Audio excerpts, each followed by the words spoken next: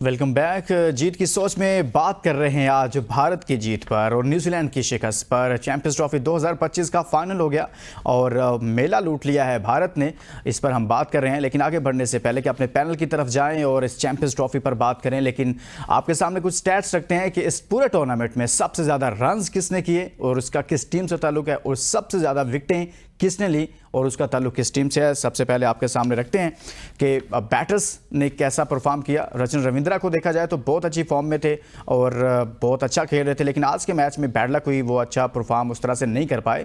4 innings में उनके 264 run हैं, एवरेज उनकी 65 की रही है, स्ट्राइक रेट उनका 106 का है और 2 सेंचुरियां स्कोर की हैं इसी टूर्नामेंट में। लेकिन बैड लक ये थी कि आज वो चल नहीं पाए।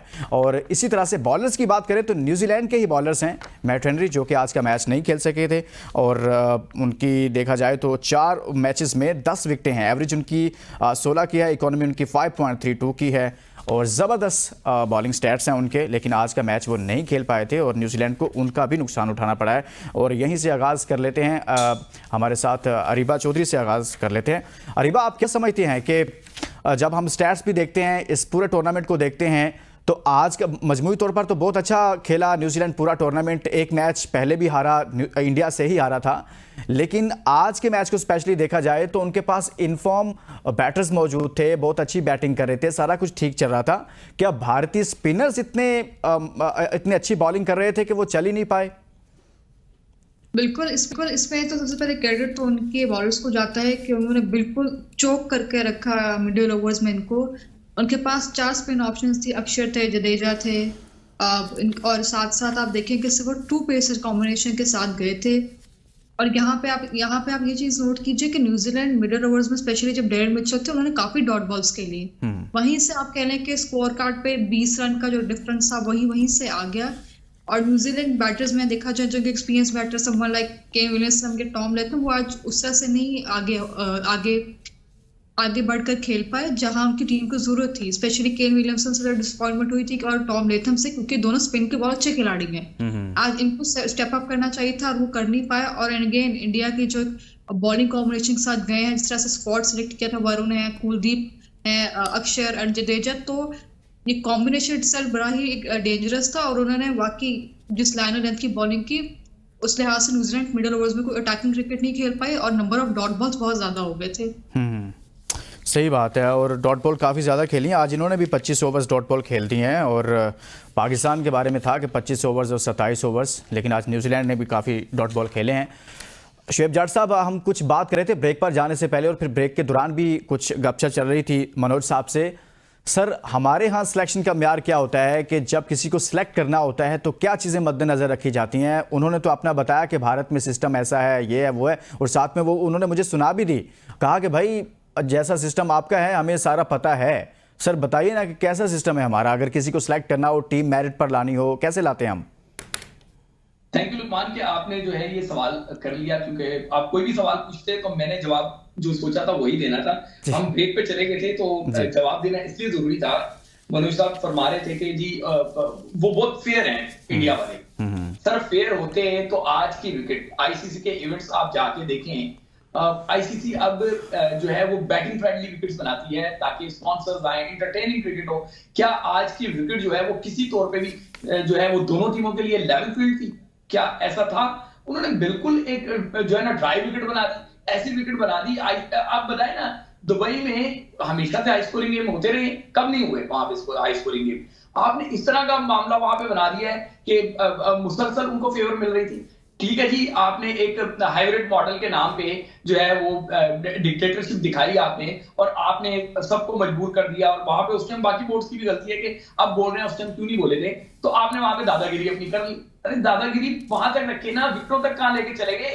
ये तो आईसीसी का इवेंट था। अगर आपका बंदा जो है वो आईसीसी का बॉस है तो फिर विकेटें भी आपकी बनाएंगे, यानी कि इसका मतलब है कि आपने क्यूरेटर से विकेटें नहीं बनवाई, फिर तो आपने अपने मिस्त्री रखे हुए थे, कारीगरी करनी थी, कारीगरी कर ली। हम किसी तौर पे भी इंडिया का क्रेडिट नहीं छीन रहे। इंडिया ने जो क्रिकेट खेली है उसको जितना जो है ना वो प्रेस किया जाए, जितना उनको वेल डन कहा जाए कम है।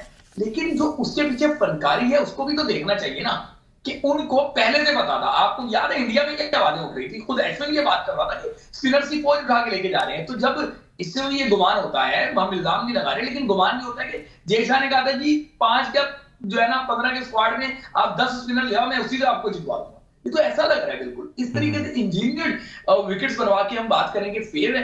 हाँ, ये मैं कहता हूं कि आपके क्रिकेटर फेयरलेस क्रिकेट खेल रहे हैं, लेकिन आपके जो पॉलिसी मेकर है वो फेयरलेस नहीं है, वो मतलब फेयर गेम नहीं करते, वो तो डर्टी क्रिकेट करते हैं।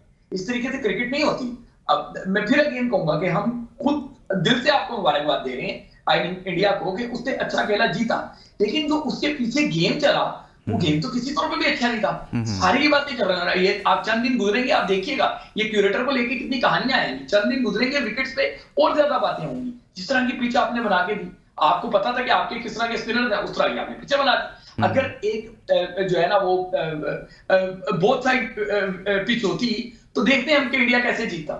इतना आसान नहीं था न्यूजीलैंड को जो है ना वो मुश्किल में डालना। यहाँ पे मानना पड़ेगा कि जय शाह ने अपना इन्फ्लुएंस इस्तेमाल किया, ये नजर आ रहा है। मनोज जी, आप क्रिकेट अच्छी खेलते हैं, क्रिकेटर आपके अच्छे हैं, बड़े इंटेंट से खेलते हैं, अपने मुल्क के लिए जबरदस्त परफॉर्मेंसेस देते हैं, लेकिन सर फनकारियां जो स्क्रीन के पीछे आप लगाते हैं ना सर, वो कहीं ना कहीं बड़ा खतरा पैदा कर देती हैं। देखिए 2023 में हम अपने घर में हारे थे ओडीआई विश्व कप, T20 हम अमेरिका और सर वो 2023 में मनोज भाई वो हुआ ये था कि पैट कमिंस खुद चले गए थे विकेट देखने के लिए, वहां पर तस्वीरें बना रहे थे सर, ऐसा माहौल बना हुआ था सर, आपको पता है? नहीं अभी मुझे कंप्लीट करने दीजिए। जी आप रिस्पेक्टेबल हैं, मोहतरम है, आप बात करें, लेकिन मैं वैसे एक बात कर रहा हूं कि सर वो तो टॉस के लिए भी फिर 2 कदम आगे जाना पड़ा था, वहां पर बड़ा कुछ हो रहा था सर 2023 में। देखिए 23 में हम अपने घर में आ रहे हैं, हमने किसी के ऊपर ठीकरा फोड़ा नहीं। 24 में हम जीते, ठीक है, हमने वेस्ट इंडीज में जीत हासिल की। अब जो चैंपियंस ट्रॉफी है ये शेड्यूल पहले से अप्रूव था, हाइब्रिड मॉडल। हमने तो कहा था हम नहीं खेलेंगे, आप हमारी बिगाड़ कर लीजिए, लेकिन आईसीसी ने कहा नहीं, इंडिया ने खेलना है हाइब्रिड मॉडल, हम मानेंगे। हम तो अपने घर के बाहर खेल रहे थे न्यूट्रल वेन्यू पे, हमारा तो घर है ही नहीं दुबई, ना हम कंडीशन के बारे में जानते। अच्छा एक चीज, पाकिस्तान तो अपने घर में आ गई न्यूजीलैंड से, अब उसके लिए क्या कहेंगे आप? पाकिस्तान तो न्यूजीलैंड से अपने घर में हार गई ना। आपको बिल्कुल सही पकड़ा है कि उस टाइम उसके लिए क्या करेंगे आप अपने घर में हार गए, अब हम कहेंगे कि नहीं जी अब ऐसे जी वैसे। सर हम कोई स्थान नहीं है। अब मनोज भाई, हम यहाँ पर पाकिस्तान का सिर्फ मुकदमा नहीं लड़ रहे, हम बाकी जो आईसीसी के मेंबरान हैं उनका भी लड़ रहे हैं कि भाई आपने उनके साथ भी ज्यादती की, न्यूजीलैंड ने हमें हरा दिया, ठीक है, लेकिन बाकी टीमों के साथ भी तो आपने, आप देखें ना, न्यूजीलैंड आपसे खेला 7048 किलोमीटर उसने बेचारे ने इस पूरे टूर्नामेंट में सफर किया सर। आप उठते थे होटल से आराम से, टॉवल पकड़ा, इधर उधर हुए और आके मैच खेला, हरा के वो गए। नहीं देखिए न्यूजीलैंड को पता था जब ड्रॉ फिक्स हुआ तो न्यूजीलैंड को पता था कि उनको अपने कैसे मैचेस खेलने हैं। हाँ, अगर कोई ऑब्जेक्शन होता तो टूर्नामेंट से पहले, चैंपियंस ट्रॉफी से पहले ऑब्जेक्शन रेज किया जा सकता था। मनोज भाई, शुएब जाट साहब तो ऑलरेडी डिसाइडेड था ना। जी शुएब जाट साहब एक जुमला ले लें। आपने 2023 का हवाला दे दिया कि इंडिया अपने होम में हारा था, आप मुझे बता दें कि उसमें इंडिया के स्पिनर ने कोई कितनी विकेटें ली थी? हाँ, मुझे बता देना, एक विकेट नहीं आपका स्पिनर ले सका था। क्यों? क्योंकि उस विकेट में फनकारी नहीं हो सकी थी। पैट कमिंस जाना कप्तान था, अकलमंद था, जहीन था, उसने जाकर वीडियो बना ली थी, तस्वीरें बना ली थी कि अभी इसमें कारीगरी नहीं होगी। सर एक जगह पे तो ऐसे, मनोज भाई एक जगह पर तो ऐसे हो गया था कि विकेट कोई और दिखाई गई थी, वो यानी कि पहले से शेड्यूल में कुछ और पिच थी, लेकिन बाद में जब मैच शुरू हुआ तो शायद वो किसी और पर करवा दिया गया था। हसनैन, इस पर आप कोई कमेंट करेंगे? आप बड़े गौर से सुन रहे हैं सारी बात को। देखिए वो 2023 का जो फाइनल है ना, जी मनोज भाई हंसे ना, आज आपका दिन है यार। वो दुनिया की क्रिकेट रो रही है आपकी फनकारियों पे, अगर आप हंस रहे हैं तो क्या होगा? देखिए ये मैं आपको एक बात बताऊं कि ठीक है दुनिया क्रिकेट रोएगी, जट साहब भी ठीक कह रहे हैं, मनोज भाई का अपना पॉइंट ऑफ व्यू है, लेकिन मेरा ख्याल है कि आज के दिन मनोज भाई को थोड़ा सा क्रेडिट भी देना चाहिए। उन्होंने अच्छी क्रिकेट खेली है, उस अच्छे क्रिकेट की वजह से वो जीते हैं, लेकिन जो फनकारी है वो तो इंडिया करता है, ये तो इसमें कोई दो राय नहीं है कि इंडिया को जहां पे भी थोड़ा सा लिवरेज मिलता है वो उसको लेता है। 2023 में इंडिया बड़े बुलंदोबाल दावे कर रहा था कि आईसीसी का इवेंट है, पाकिस्तान किस तरह से मना कर सकता है, लेकिन 2025 में उसी इंडिया ने फनकारी करके हाइब्रिड मॉडल अप्रूव तो करवा लिया ना, उसी ने फनकारी करवा के अपने तमाम तरह मैचेस दुबई में करवाए। अगर फनकारी ना करता, किसी और की सुनता तो शारजा में भी खेल लेता, अबू धाबी में भी खेल लेता, लेकिन एक ही वेन्यू में खेला। सो फनकारी तो इंडिया को जहां पर भी कुछ थोड़ा बहुत लिवरेज मिलता है वो करता है, और ये दुनिया क्रिकेट के लिए बहुत ज्यादा खतरा है, क्योंकि एक टीम को जब बार बार लिवरेज मिलेगा, एक टीम जब वेस्ट इंडीज में एक ग्राउंड कर लेगी कि हमने गयाना में खेलना है, बारबाडोस में नहीं खेलना, उसके बाद चैंपियंस ट्रॉफी पाकिस्तान में होगी तो कहेंगे नहीं हमने लाहौर, कराची और पिंडी में नहीं बल्कि दुबई में खेलना है, तो डेफिनेटली आवाजें उठेगी। और ये आवाजें मेरी तरफ से, शोएब जट की तरफ से, लुकमान की तरफ से या अरीबा चौधरी की तरफ से नहीं उठ रही। ये अब माइक अटर्टन बात कर रहे हैं, इसके ऊपर नासिर हुसैन बात कर रहे हैं, दुनिया के और बड़े बड़े क्रिकेटर बात कर रहे हैं, इसमें कुछ दमखम तो है कि दुनिया बात कर रही है ना। ऐसी बात नहीं कर रहे ना यार हम।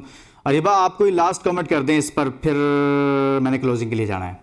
देखिए, इसमें बात बिल्कुल ठीक है कि एक टूर्नामेंट है तो उसमें आप इक्वलाइज करते हो टीम्स का स्केड्यूल या उनकी ट्रैवलिंग। तो यहाँ पे स्केड्यूलिंग के लिहाज से या जो वेन्यू अलॉट किए गए थे तो वहां पे एक अनफेयरनेस दिखाई गई थी, क्योंकि यहाँ पे लग रहा था कि पूरा टूर्नामेंट या स्केड्यूल एक ही टीम के इर्द गिर्द घूम रहे हैं। इंडिया ने अगर सपोज दुबई में पाकिस्तान में नहीं खेलना था, व्हाटएवर रीजन जो भी था, वो अपनी तरफ गलत जरूर था, लेकिन आप जब यूएई में खेल रहे तो सिर्फ आप दुबई में क्यों खेले? आप शारजा में भी खेल लेते एक आध मैच, आप अबू धाबी में खेल लेते तो थोड़ा इक्वल नजर आता है। जैसे न्यूजीलैंड है, पाकिस्तान है, इंग्लैंड, ऑस्ट्रेलिया, वो 3 वेन्यूज में क्रिकेट खेल, तो इस तरह इंडिया भी 3 वेन्यूज पे ही डिवाइड करता है अपने क्रिकेट को, बेशक यूएई में ही, लेकिन अब एक वेन्यू दी जाए तो फिर वो एक अनफेयर एडवांटेज नजर आता है कहीं ना कहीं।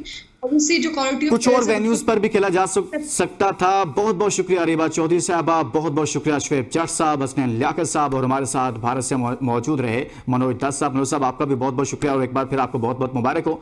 इसके साथ ही चैंपियंस ट्रॉफी 2025 मेला अपने अख्ताम को पहुंचा है। हमारे साथ एक ज़बरदस्त पैनल रहा, एक बार फिर इस पैनल का शुक्रिया अदा करते हैं। और साथ में आज के इस आखिरी प्रोग्राम में, यानी कि 2025 के चैंपियंस ट्रॉफी के आखिरी प्रोग्राम में अपनी टीम का शुक्रिया अदा करूंगा, अपने प्रोडक्शन टीम का शुक्रिया अदा करूंगा, अपने तमाम उस टीम में शामिल कोऑर्डिनेटर, रिसर्चर, इसी तरह से कैमरामैन, अपने टेक्निकल स्टाफ का जिन्होंने सबने बहुत मेहनत की, सबने बहुत काम किया। आप सबका बहुत बहुत शुक्रिया कि आपने भरपूर इसमें अपना इनपुट दिया। और इसके साथ ही इजाज़त दीजिए और अपना बहुत सारा ख्याल रखिए। अल्लाह हाफ़िज़।